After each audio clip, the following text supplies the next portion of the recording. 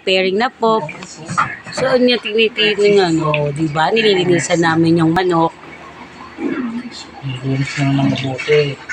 Yes. Lalabas na sarap. Yes.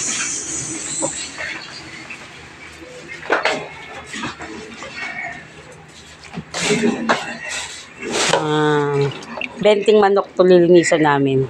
10 eh. 10 sa, 10 doon. 10 doon sa MS3.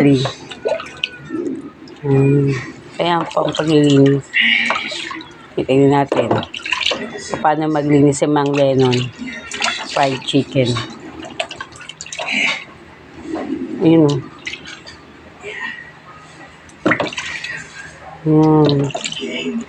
Kaya tatanggal talaga yung mga ano din. Lahibo. Sarap. Fresh na fresh, di ba? Hindi po yan frozen. Fresh chicken po yan. Init-init na. Ano naman yung mga frozen, mas malalaki. Mga dinosaur.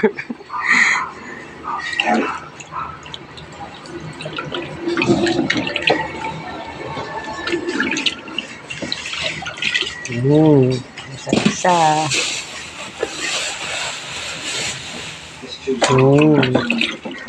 Laki ah. Laki niyan di ah. Mga nasa ilang ano yan? 2 kilo yata to. Laki ah. Sarap po.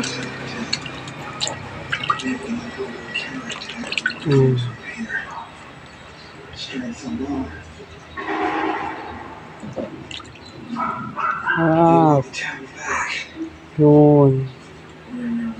Okay guys, after neto, saka naman natin i-feature yung pagka-chop. So ngayon, nililinisan pa lang po yung manok.